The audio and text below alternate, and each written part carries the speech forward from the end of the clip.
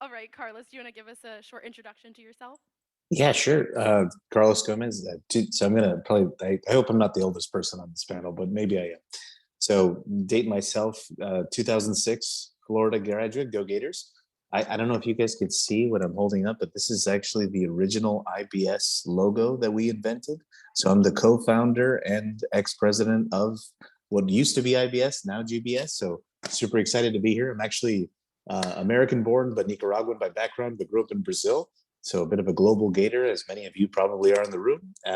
Lived across Italy, Mexico, Germany, China after college, and I've been with General Electric for a long time, and then now I'm part of Baker Hughes as one of their software technology, artificial intelligence, and machine learning leaders. Amazing. Thank you so much. I also sneak peek. I have a couple pictures from when you were in Oh my IBS, God, I had hair. and it will be shown at the end of it. Oh my God, Um, scary. I, anyway, so thank you so much. Yeah, he was in GBS when it was IBS. They changed the name, which was a good decision. Smart Um, move. it was a smart move. Okay.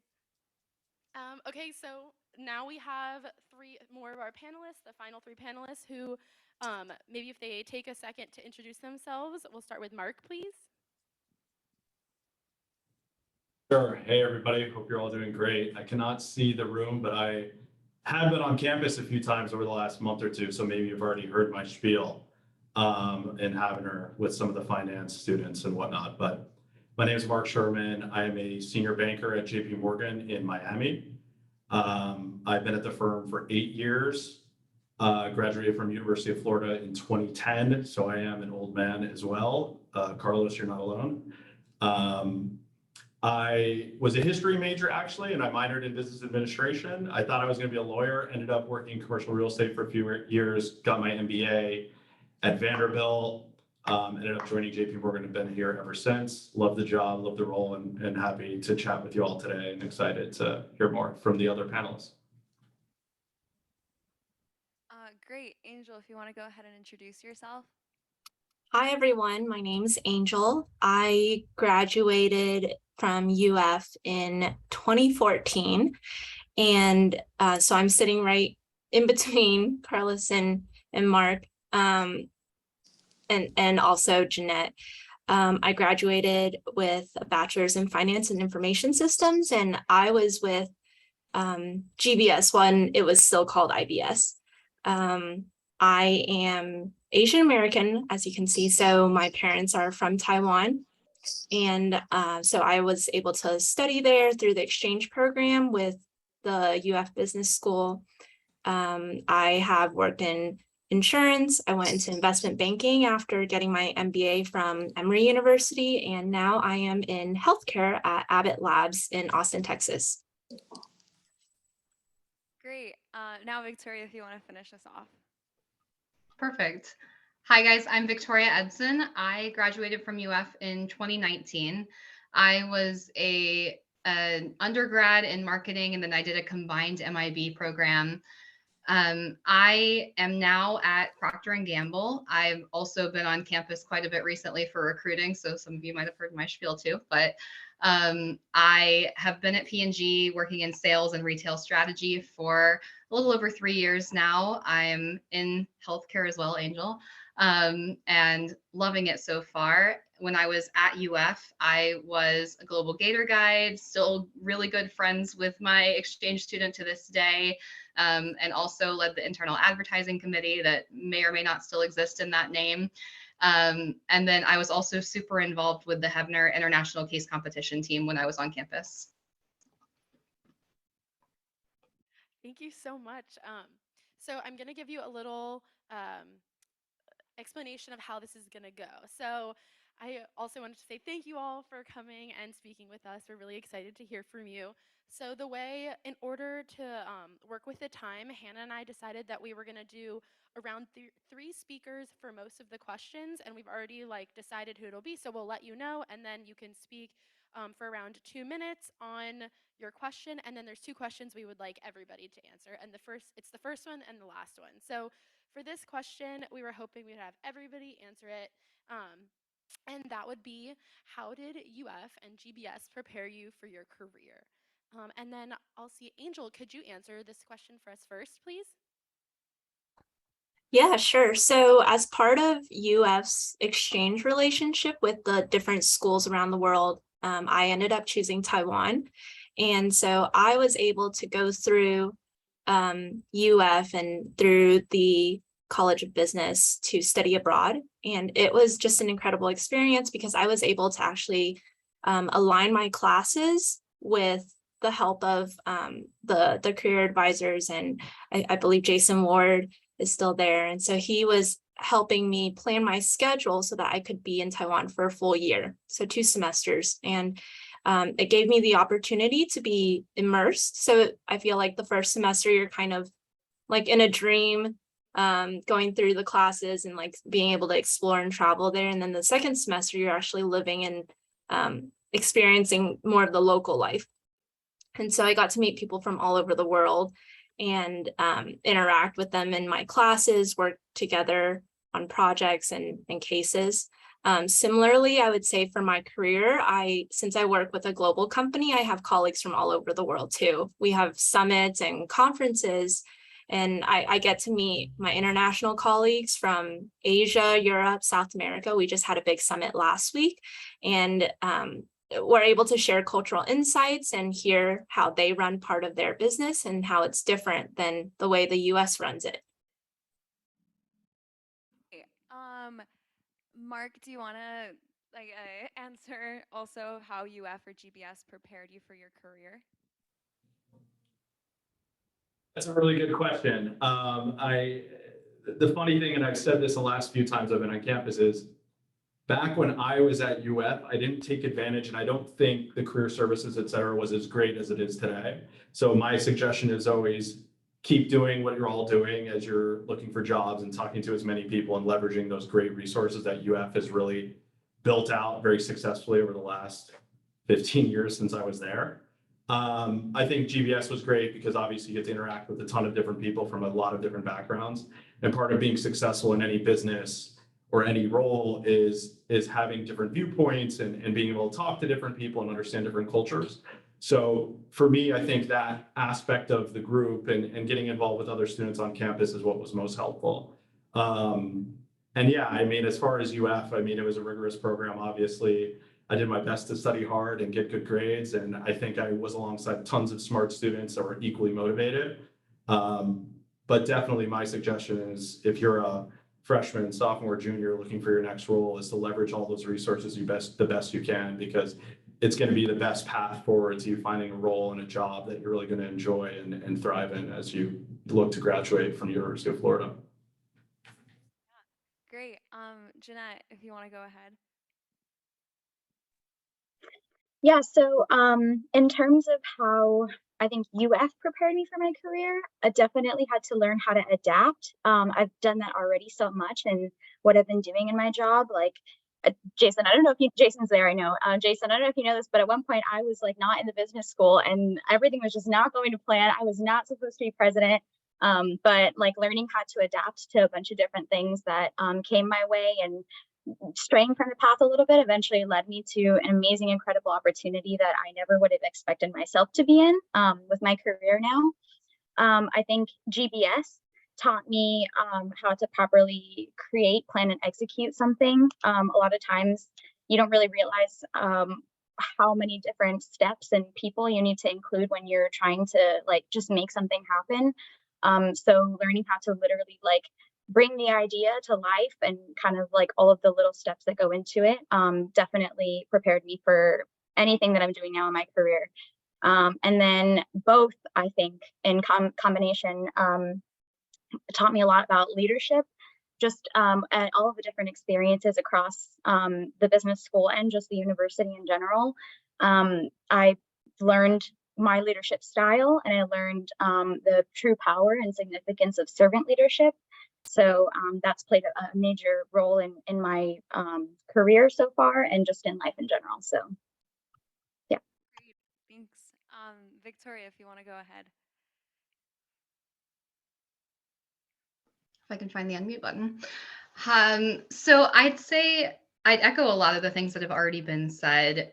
Definitely UF was rigorous academically, you're learning quite a bit in your classes. But for me, the value of my degree was everything that happened outside the classroom. And just all of the amount of involvement now that I'm on the other side with recruiting and being a manager myself of new hires. It's interesting to see how other schools approach career development, and UF does it really well. All of the different student organizations that you have, not only in Hebner, but across campus, and your ability to get super involved in all of them and to have ownership and be able to make an impact in them is very unique from what I've seen at other schools. And Gators are top notch whenever they come into companies. Yeah, I know PNG loves UF. We do. #1 recruited school. It used to be G, by the way. Carlos, Say do you what? want to finish? Yeah, I'll be super quick. Look, I'll say one thing. You know, everyone kind of added to it. If I took away anything, we should make it like a USA requirement that people study abroad at least 6 months once in their lifetime, be it during college. That probably makes the most sense. Somewhere that isn't like Canada or Mexico, just because that sort of appreciation for having to step out of your comfort zone, there's nothing like what we would really encourage as part of GPS and IBS in the past, right? In terms of not only working with a lot of the international students, but like promoting the heck out of go study abroad or else. So I'll leave it at that. I just want to say thank you so much. And and also, not all of our panelists have studied abroad, but Carlos has been one of the panelists who has studied abroad, so that's his perspective. So, like, no, I'm just keeping in perspective that not everybody has done their traveling, but he did, and that's why he was talking about it. Seems like he's done a lot of traveling. Sweet. All right. The next question we have is, how is your life different compared to what you envisioned while you were in undergrad? Jeanette, if you want to kick us off. Oh yeah. Do I also still have 2 minutes? Yeah. Okay. All right. So I'm gonna try you quick. It's so different. I think for one, in my like personal life, like my just mentality, I'm a lot more confident than I thought I would be. And I will attribute that to a lot of my experiences at UF and in GBS. Just kind of repetition gets you comfortable. And at the same time, though, if you're not uncomfortable, you're not growing. So definitely just being confident in yourself and your capabilities will get you really far. But just again, kind of more on like my personal life side. I think, well, first of all, I'm not a college student anymore, so the transition from that is a little bit difficult, or a lot more difficult, honestly, than I pictured it. But again, like the opportunity to meet and interact with others that you don't get to, you kind of get a little taste of that being in such a big university, and especially like actively involving yourself with people that are different than your own backgrounds. But I mean, that applies to people with different like education levels and tax brackets and different personalities. Like you have to learn how to, still be yourself, but also be respectful and be inclusive. So I didn't realize how much I would be doing that in post grad. So that's really awesome, to be able to exercise those different characteristics that I gained during my life in college. But yeah, just enjoy your free time now. Enjoy the sleep that you can get now and the ability to kind of make your own schedule, because it changes. It really does after graduate. So yeah. Great, thank you. Mark, if you want to go ahead. How did it differ compared to what I thought in undergrad? Like, it's hard to think about exactly how I was thinking when I was undergrad because it was so long ago. But I will say, when I was in undergrad, I did think I was going to be an attorney. I thought I was going to graduate, go to law school, and become a lawyer. And thankfully, I didn't go to that path because all my friends that are lawyers, hopefully there's no aspiring lawyers in the room, are not the happiest folks at this point in their lives. Because when you think about it, when your compensation is tied to your time, it's really hard to leverage that and scale it up to a point where you could sort of multiply your output and not have to have more input, right? But me, I thought I was going to be a lawyer. I ended up graduating, and I worked at a law firm as internships while I was at UF. And then when I graduated, after speaking with the partner in the law firm, he said, like, Mark, why do you want to be a lawyer? And I basically gave him the answer that this movie's probably way before you all, but from Step Brothers, where he's like, I want to make bank, bro. Like, I want to drive a Range Rover. And that was sort of my reason as to why I wanted to be a lawyer. And he basically was like, do not be a lawyer. Like, if you don't have a passion for the law, it's not going to work out for you. So I'd say that's where it differed materially, as I sort of graduated thinking I was going to a law career, and I ended up going into commercial real estate and business. And I think I realized in my first, half of my career in my life that I really enjoyed sales. I enjoyed dealing with people. I enjoyed business development. I enjoyed finance. And I really only realized that after getting a job post-grad. So as much as you can perfectly plan, your post-graduation and sort of what your life is going to be, my 2 cents is that go out there, try a lot of different things, see what you really like, see what you're good at, and sort of have like a really good mix of this is what I'm good at, this is also what I enjoy, and like combine those 2 things. Like, don't necessarily go after something just for the prestige or for the, what you think the outcome will be, or don't just go for something because, hey, this is my passion and I love to do this in my free time. Try to find a good combination of like, I'm good at this, I enjoy this, and I also am moderately, passionate about it. Like for me, I always enjoyed the markets and finance, and I realized that from working. So that's probably where, my career and my life has gone in a much different direction, in that I totally thought I'd be at this point like a partner in a law firm, and now, I guess I'm a banker, so it's not that much different, but it ended up working out quite well for me. Yeah, great advice. Thank you. Victoria, if you want to finish us off with this question. Yeah. So I started undergrad as a freshman. I thought I wanted nothing to do with corporate America. I thought I wanted to work for a small business or, work for myself. I thought I wanted to work in the event management industry. I'm obviously in a very different place. And it was the help of a lot of mentors and friends at UF that got me to where I am today. Now I love what I do. I have a lot more stability. I'm able to use some of the same skills. Yes, exactly. No one thinks they're going to go into sales. Then you get here and you're like, I actually love this. But it was getting to use all of those same skills that I wanted to use in event management, but using my network to try to figure out what to do with them. And saying, I enjoy working with a multifunctional team. I enjoy working on strategy. I enjoy relationship management. And how do I put all of that together and also get to be creative? And it's not exactly what I thought, but the description of the job is still pretty similar. Great, great. So now we'll be moving on to our next question. Okay, so our next question, I'll give you a heads up. The people we're going to have answering it are Carlos, Jeanette, and Angel. But our question is, what are some examples of cultural competency that you've used in your job? So, Carlos, do you want to start us off? Yeah, sure. I'll answer this 2 ways. So it kind of goes back to what I mentioned before, where literally being able to always address any problem, first thinking about, okay, how is this person I'm speaking to, be it from a different culture, from a different part of the US, from a different part of the world, et cetera, different language, how are they thinking about how they want to have their point of view, right? Because what I've seen happen time and time again, be that in business, be that outside of business, is everyone has a reason they think what they think. It's just a way to capture why they think what they think. And I think that some of the things that we've done and that many of you will do, right, by being part of UF, by dealing with the experiences you are, exposing yourself to leadership challenges, but then, of course, living abroad as well and moving in different corporate environments, you'll be able to garner that know-how. That's probably number one, right? So you've got to stretch yourself to expose yourself to how do I basically take myself out of my comfort zone. So I'm always thinking about, well, what is this person approaching this problem as? The second thing is, and kind of comes from the first, is what I call cognitive agility.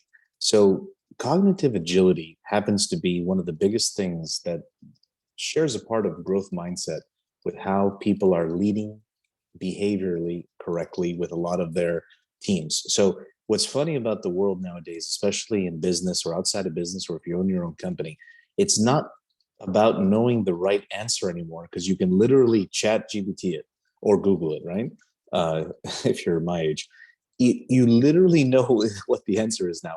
The real question to ask yourself culturally and to develop that competency of how do I influence folks is how do I get a team to think and adopt psychological ownership that this is their idea, and therefore the success or failure of that is on them, right? And not just the boss, if you will. So all that, in my opinion, comes from being able and having exposed yourself to a multi-variety of circumstances. Doesn't have to be international either, just different ways of approaching problems. And that capability mixed together is how you get that cognitive agility, because you're going to have to constantly learn how to pivot with the team that you have on how do I encourage them to get something accomplished.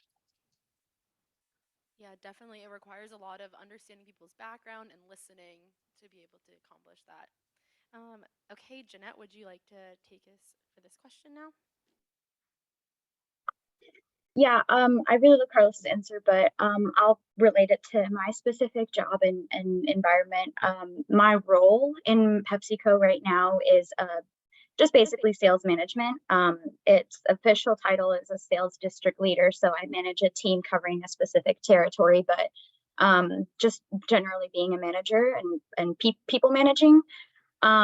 It's just the cultural, the actual like term or the subject of the idea rather of cultural competency comes into play anytime I make any decision when it comes to people, because I do have people of different backgrounds, again, education levels, tax brackets in my team. And the biggest lesson that I think I've learned just having studied cultural competency as a subject in GBS really is how to treat everybody the same, but manage differently.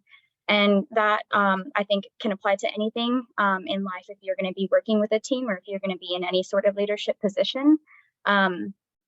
It does require a lot of like internal thought process on why somebody thinks the way that they do, or why they said this thing, or why they approached a certain situation the way that they did. That's different than you, and it's very easy to be very quick to react, especially if you're in a very fast-paced environment and there's really no time to waste. Our decisions are made very quickly, and sometimes it's very easy to just get frustrated, overwhelmed, and kind of just want to, snap, or you don't really think clearly as to why something happened. But taking that into consideration, you can really, be patient, process things, and then move forward accordingly, depending on, what the situation asks. But aside from my actual role, I think in my job, the environment that I'm in and just corporate America in general, it's a lot easier personally for me to identify people who do have cultural blindness. And again, taking that into consideration when it comes to how people approach me. I'll just tell a quick little story, but I am in an environment where it's a much like UF, a predominantly white institution. I do have a lot of coworkers that don't really look like me or think like me or come from, where I come from. So I have one other coworker, he's also Mexican, and he's our delivery supervisor. So he kind of manages the truck drivers, and anytime you see a Pepsi truck on the road, well, in Sarasota, it's him, he's sending it out. So we've become very close, and everybody gets along, but I'm really one of the first young females in my environment. I'm in a male dominated field, and I'm also Mexican. So like there's a lot of things that come into play with that, but I do have some, tenured coworkers who have like in the kindest way possible, like approached me for like favors and asks that I could very well take as either racism or offense, like sexism, whatever. I had a coworker ask me, he had like his wife like buys pork in bulk for some reason and freezes it, and so he's like, I have way too much meat, like do you think you can do anything with it, like maybe you can, I don't know, cook the office some carnitas or something. And as a young Mexican female, immediately my first thought is, okay, you want me to cook carnitas because it's a Mexican dish and I'm Mexican, And also I'm a woman, so I'm sure you haven't asked, you know, our delivery supervisor the same question before. You've been working with him 10 years. So that was just like a very like obvious example, and very quick, like it happened in the first like 5 months, I think, of me working there. But it was just it was a very like simple situation where I think had I not gained a lot of the different cultural competency learnings that I did in my undergraduate, I probably would have reacted a little differently. But being able to like just kind of stop, be patient, assess the situation, and think, you know, where did he come from? How did he mean it? And how did it, you know, come across? I think really kind of could have caused some problems, but it definitely like just allowed me to be patient, allowed me to understand myself a little bit more situationally. And you're probably going to come across a lot of these different experiences, not, you know, not as blatant as, you know, that, but a lot of different experiences where you can see some people do exhibit cultural blindness, and you have to kind of be the not the bigger person, but kind of be the one that has the knowledge to, you know, assess the situation and then again move forward accordingly. Thank you, Jeanette. Okay, Angel, will you answer this question for us, please? Yeah, sure. I would echo what Carlos and Jeanette has already said, so I'll just give a short response. I think the cultural competency comes into play for me in that, as I had mentioned, I'm with a global company and work with international teams. And so when they're facing issues, it's easy to just say, you know, my opinion because of my experience. But there's always a level of trust that has to be built, especially I think with international teams. You know, other cultures deal with issues differently, or they just have different problems altogether. And so I think it's like a sympathy or a relational aspect of being able to relate and to just share in having some cultural knowledge. I think that helps in building trust, and then they're able to also have, you know, a listening ear for suggestions that I would give. And similarly, there's like better collaboration, teamwork, and I'm sure that that's the case too in undergrad classes when you have projects that you're working on, that if you can share some kind of cultural sensitivity, your teammates will definitely appreciate you more. Thank you so much. Yeah, it's definitely easier to build stronger relationships if you are more aware of other people's cultures. Great. So our next question goes off for the people who I think studied abroad based on their LinkedIn. All right. So starting with Victoria, what skills did you gain during study abroad that you use at your job? Yes, so I did study abroad. I did the UF in Rome program, which I highly recommend. I so enjoyed it. And I think one of the biggest benefits of studying abroad is being picked up and dropped in another country.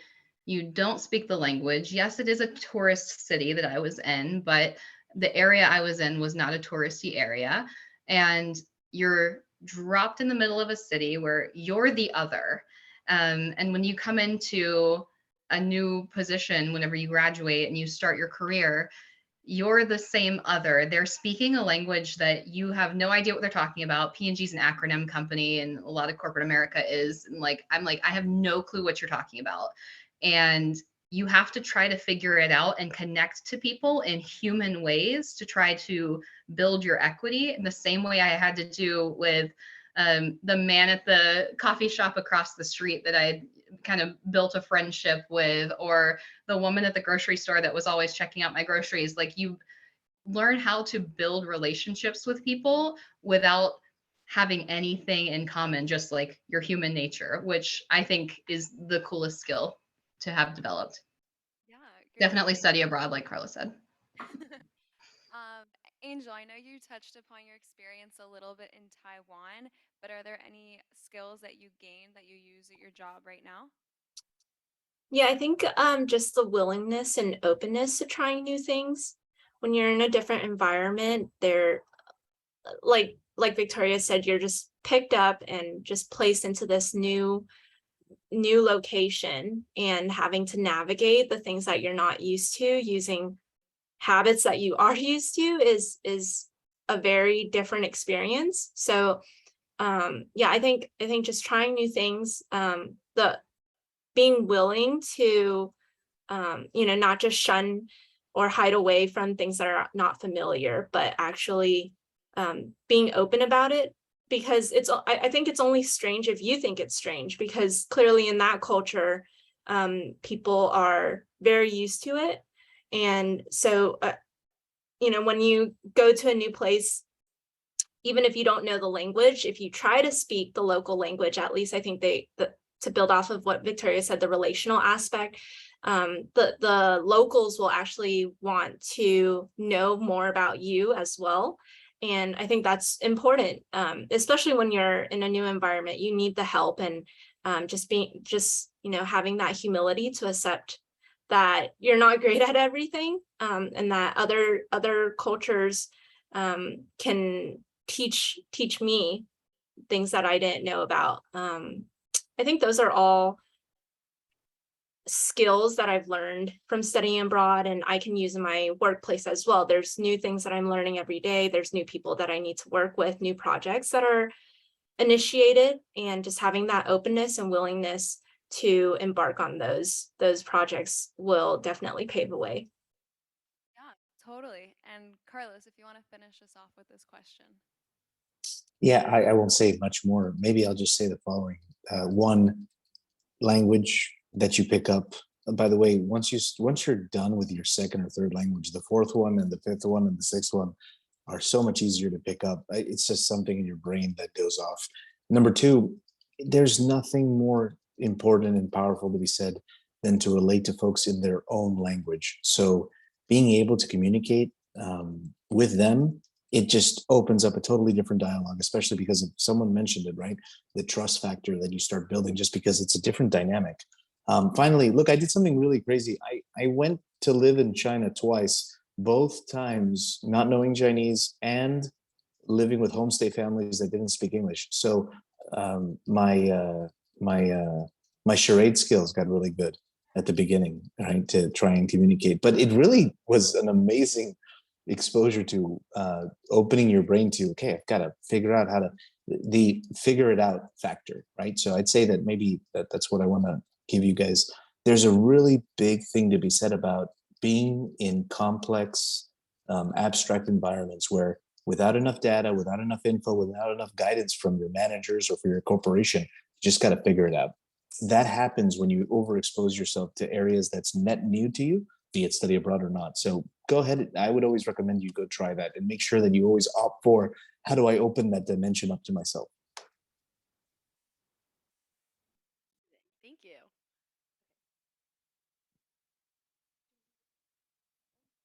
Okay, I think for this question, we're just gonna ask this question to Mark, but what transitional challenges did you face between graduating university and starting a career? I know it's a big transition period. Yeah, big from a time perspective. But yeah, I mean, I'd say the biggest thing is college. You kind of set your own schedule, and if you really want to skip a class in the morning, you can skip a class. And if you want to, leave a class early, you can leave a class. And when you have a job, it's much different. Like, you're expected to show up somewhere because you're getting paid, right? And it really is a much different sort of dynamic, right? Because you're employed, you owe someone your time to give them some sort of results and output, right? So I think that's the biggest, like, sort of shocker. It's just like the time management perspective. Like, you need to be much more thoughtful about your approach to your scheduling, right? Like, so me now, many years, a decade later in my career, I think about my calendar weeks in advance, and I think about how to be very efficient with my time, because lots of people demand my time, whether it's my clients or whether it's my colleagues or whether it's my analysts and associates that I manage, or whether it's colleagues and coworkers, or whether it's travel. So I think that's the biggest thing. It's management of time. Where in college, yes, you have to be managed. You do have to manage your time well. You do have to think about sort of those important things you need to get to, the exam that's coming up, the class, the engagement that you have to attend. But always it's sort of like, well, I guess if I miss it, it's not really a big deal, right? As long as you're passing your classes, you're getting good grades, you're doing what you need to do, it's all okay. So I think that's probably the biggest shocker for those of you who maybe aren't as organized now in school, and you're sort of working your way up there, or maybe you've done your first internship from freshman to sophomore year and you sort of were shocked by how regimented sort of the business world is. That's not to say every business is this way. You could really probably see a lot of different perspectives. Like my girlfriend works at a startup and her schedule looks a lot different than mine. It's a lot more chaotic, hectic, and things are popping up all the time, where I work at a large corporate bank that kind of has a more, predictable timeline of things going on from a day-to-day perspective. But I'd say that's one of the big sort of challenges you face. It's being really good about your time, and especially early on in your career, right? Like, so I manage the analysts and associates in our office, and I think one of the things they really struggle with is you have tons of people that need your time and they need it immediately, and you have to figure out how to manage up, and you have to figure out how to, be very proactive about your communication and making sure people know where you're at on things, so that they don't, go and assume that, okay, this analyst hasn't gotten back to me in 6 hours, they're probably not working on anything. No, the analyst was working really, really hard on the proposal that they wanted put together, but they had some roadblocks. But they waited to say that to the VP that they owe this deliverable to, and now there's sort of an issue. So I think it's just being more proactive in communication, realizing that is now you're a big boy, big girl, and this is a very important thing and job, and you have clients to answer to, and you're being paid money to come and work and do great work. So that's probably the biggest sort of challenge I would say I see young people facing. It's time management. Okay, thank you. So in the interest of time, we're going to go to our final question, which is this is for everybody, but it's, what can our members proactively do now to be successful in landing a job in the future? And maybe if everybody or anybody who answered the question wants to touch on networking, feel free. But yeah, let me see. Victoria, will you start us off? Sure. So I'd say the biggest thing you can do, and I kind of mentioned it a little bit earlier, is get involved and not just sit in GBMs, like get on a committee, get on an exec board. You heard them earlier. If you have any interest, like look into things like that, because those are the stories that you can go tell in an interview. Stories of, I sat through a general body meeting and I like heard a speaker. Those are cool and you learn things from them, but those aren't good interview stories, and then good transferable skills whenever you enter the workforce.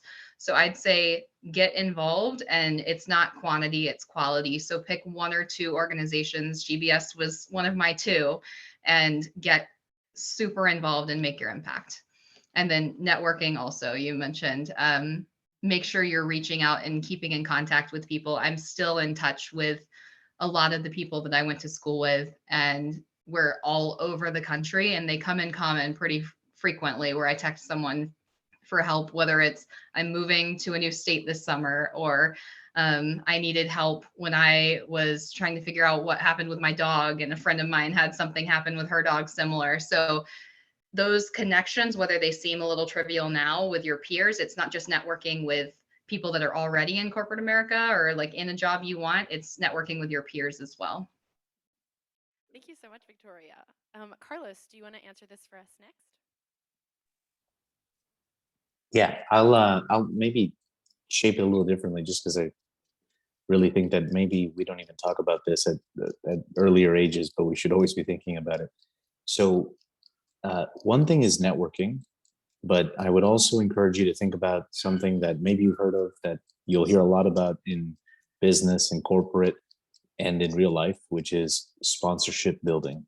So building sponsors, maybe even more influential than networking, in the sense that this is kind of like that reciprocal meritocratic relationship that you build with someone. Either, one day you'll be that person for someone else, but typically earlier in your career, right? They're going to take you with them, or vice versa, because there's something that each of you, in a very positive way, are learning from each other, gaining from each other in a fruitful relationship. So what I would say is, as you enter, whether it's at UF, whether it's in your first job, whether it's starting your own business, think about what does it mean to really think about who are my sponsors, who's really thinking about me, behind the screens, behind the doors, when there are decisions to be made about succession planning and promotion planning, right? Those relationships are probably some of the most critical to the path and acceleration that your career, that your journey, you're in government or beyond, that can take. So always think about that, as far in addition to what you do as networking.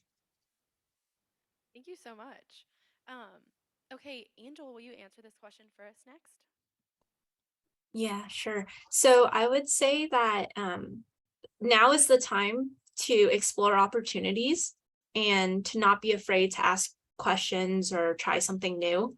I think I missed out on trying new things in college at UF in some respects, but yeah, I think there's nothing, you don't realize how much free time you have as a college student until you have graduated. And so there's just so many opportunities for you to try out, whether it's just going to different club meetings to see which one is really the one that fits your strong points and your interests. Like Victoria said, you don't want to go into 5-10 different meetings, or be involved in 5-10 student organizations. But if you can go and find the ones that you really like, it can be something new that you've never done before, or you take a class that is something that you just want to do for fun. I think those are all great opportunities, and those make great stories when you're trying to share with future colleagues or future hiring managers too. And yeah, of course, the networking, the sponsorship, I totally agree. I got into my current role now with my current company during COVID. And so if you think about like the virtual networkings that had to happen to kind of move from Florida to Texas, I think those are all examples of how important keeping in touch and building your network are. Thank you so much. Okay, Mike, do you want to go now? Mark. Sorry. No worries. A few things. Number one, you want to be an interesting person. So like when you sit across from someone interviewing you, if it's not for like a super technical role, like a software engineer where you're taking like a test, be interesting, like have experiences. Like when I look at a resume, I almost never look at the top part, like especially if it's an undergrad student and we're doing like a summer analyst interview, like it's really not that interesting to me where maybe you just recently interned or where you did something. Like I want to see, what are your interests? What do you enjoy outside of work day to day? Like, what do you like to read? What movies do you like to watch? Like, or do you like to surf? Do you like to ski? Do you like, what are you into? And like, let's have a conversation, because ultimately you're young in your career and nobody on the other side of the table expects you to know everything about the job. Like, that's what I'm here for. Like, I've been around, I've done this for a while. I know how to get stuff done in my role. I need your help because I want you to be a hard worker, have a great attitude, and you're going to put in a lot of effort. And that's because, one, you're motivated to grow and have a great, successful career. And two, like, you're young, you probably have more energy than I do at this point. Like, like you can be a lot more effective me than I can, like from a day-to-day perspective and a time perspective. So be interesting, have some things to talk about. Like another thing, be well read. Like, that doesn't mean you have to read the Wall Street Journal from cover to cover, but don't have no idea what's going on in like the global world. Like, I'm not expecting you to be an expert. Again, you don't need to be the chief economist on what's going on with interest rates, but like have an idea of what like inflation's going on with inflation and what's going on with the Fed and why they're raising rates, and like have just a general opinion and view. And there's no perfect view, right? Everybody's going to have a different view. Everyone's going to have a different perspective, but have a view, right? Like say, this is what I think. This is what I think through what I read. So like for me, I like podcasts, like check out podcasts perhaps if you're more of a like an audio person. If you like to read, I like Twitter. You get a good Twitter feed going with, you can maybe have two, one sort of like a personal Twitter for more like fun and memes and stuff like that. And then one that's more for like career. So like following like chief economists and finance folks and stuff like that. So you get a more curated sort of feed of stuff, but like maybe Twitter. And then find something that you like to read or do every morning to stay up to speed on things. And then my last thing, a suggestion is try to have some sort of a job while you're in college.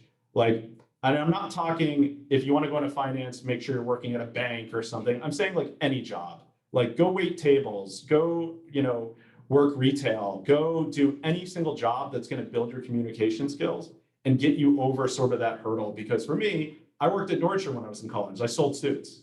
So like I immediately had no fear of like talking to someone, and I felt like it really helped build my communication skills. So like figure out something that can help you build your communication skills, make you a more effective communicator, and help you sort of get over that fear and maybe build some of those like sort of practical business interaction skills. I know it seems silly, but I promise you it'll go a long way, and it'll make you sound a lot more eloquent when you have an interview, that you could sort of wrap your words together in a little bit of a more sophisticated way because you're used to dealing with people and answering questions and solving issues and things like that.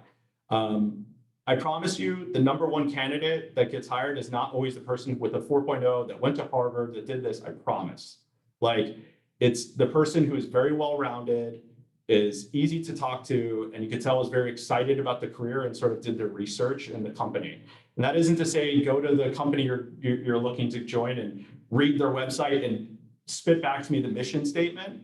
That means like I spoke to 5 people who work at your company. This is what they told me about it that totally resonated with me, and it sounds amazing.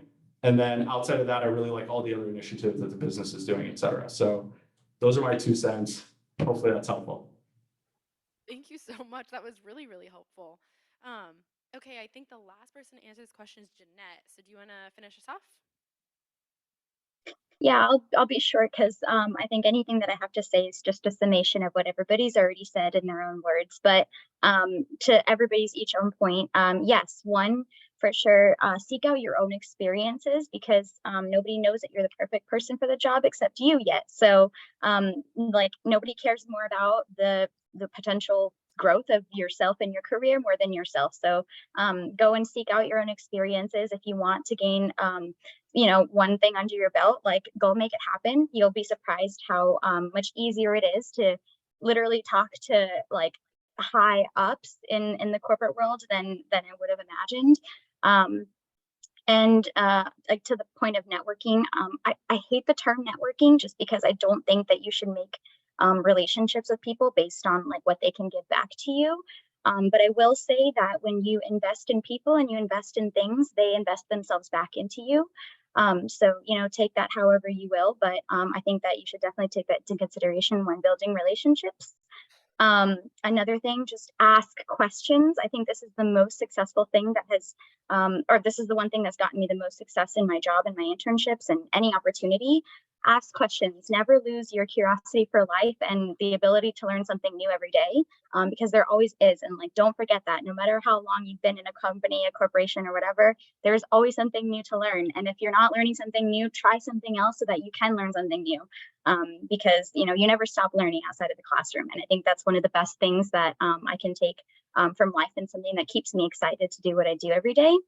And then lastly, be authentic. I think everybody is unique, so just know what you bring to the table, what your strengths are and your own weaknesses, and know them better than your manager and your peers, because that's going to really propel you into whatever you want to do in life, any interviews, any conversations, and any sort of networking. If you know yourself better than the back of your hand, like that exudes a level of confidence that will really get you far in life. So yeah.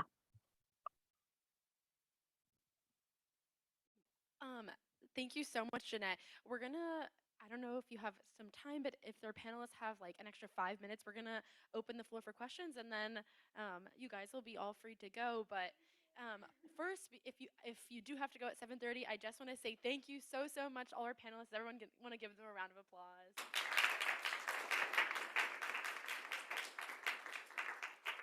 And then, does anybody have any questions for them? Okay, I'm gonna bring the microphone around. Hi everyone, thank you. So the question is, what was your favorite memory from GBS? Like that you had in GBS? Maybe like a fun time or an event?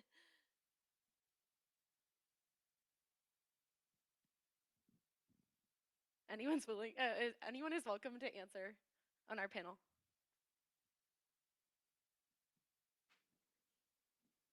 I can Am go. I allowed? Go ahead. Oh, sorry. No, you're fine. I was just going to say all the events that we did with the exchange students were my favorite.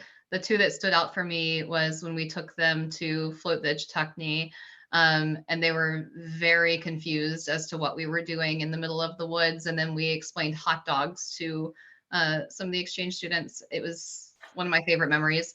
And then the other one was teaching them what s'mores are. So those were enjoyable. I made the mistake of inviting everyone for s'mores this semester and not explaining them. So, very good point. I don't know if I'm allowed to say the entire presidency that I was able to run, but like that whole year was really awesome. I got to make a lot of cool decisions about the organization that I had thoughts about doing since I joined, and then also being able to like literally create the like memories that exchange students have of America, because you're like sometimes literally their first and only introduction to the country. So like being able to like create those experiences and then have them like talk about it after was really fun. And just like anything and everything that happened between it, even the bad stuff, honestly, the best memories. Thank you, Jeanette. Okay, we have another question, but really quick, I just want to say because I know we have a lot of new members this semester and year. Jeanette was the president last year, so just so you guys have an idea. Who had the question? Oh, Hi, thank you for the panel, by the way. It was fantastic. So what other like organizations were you guys involved in outside of GBS just to like get a bigger picture of what everyone was doing?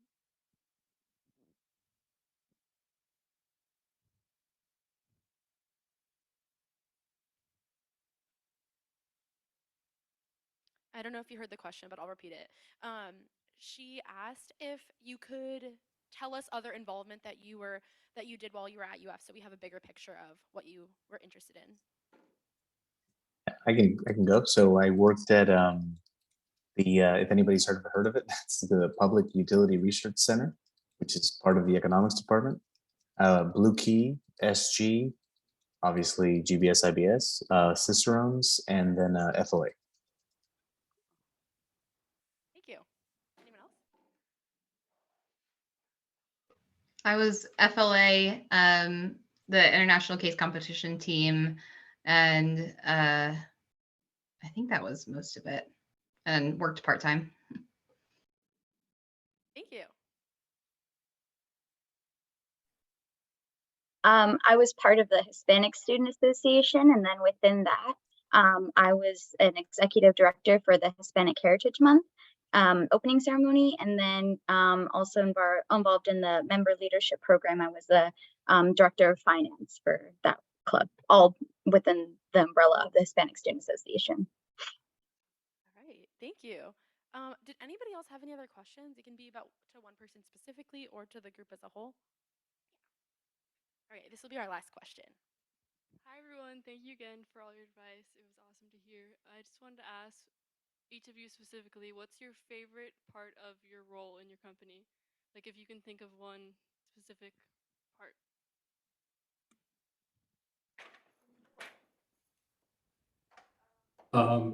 You heard that, right?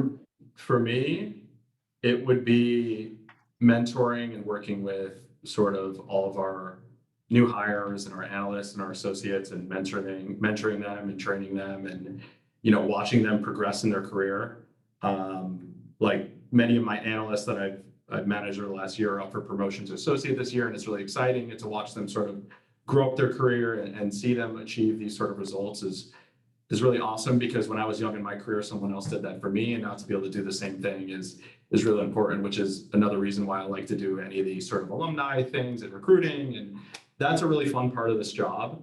And I imagine Jeanette and Victoria and Carlos and everyone would agree, like one of the most amazing part about being in a company is being able to go back to the school you went to and sort of see all the people that are really excited about their careers and help. And I'd say that's probably one of the most one of my most favorite things about my job and my role these days.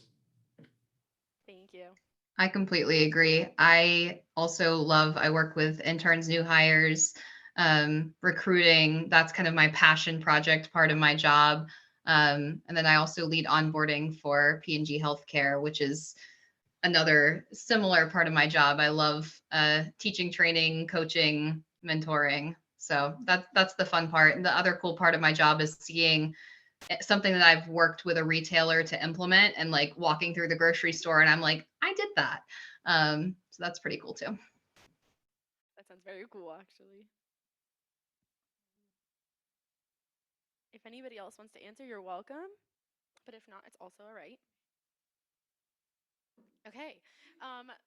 So this is the moment we were waiting for. So this is Carlos and Jeanette when they were in GBS. We only have like the pictures Oh my God. from like the first year that IBS existed, and then I only have like the ones of like the most really recent years. So I apologize, I don't have pictures of everyone, but I looked for what I could, and Oh my God. these are pictures over here. So Wow. Oh my God, is that Hyun? Does anybody remember? I don't know if anybody was here for Hyun, if Jason remembers him, but I think that's literally my freshman year. That's crazy. Yep, I remember him too. He was so nice. Okay, I just wanted to show you guys. But other than that, I just wanted to say thank you all for coming, and thank you to our alumni panel for speaking to us, giving us advice, and they're all giving. I was told to make sure to ask you guys if you are following the GBS, the alumni, if you're following the GBS LinkedIn, so we can keep up with our alumni. We would love for you to connect with us. Hannah said she'll send you a message or to connect. So thank you again. We really appreciate it. And Thanks. so yeah, you guys are all feel free to go, but we really appreciate you, all of our alumni. Bye, everyone.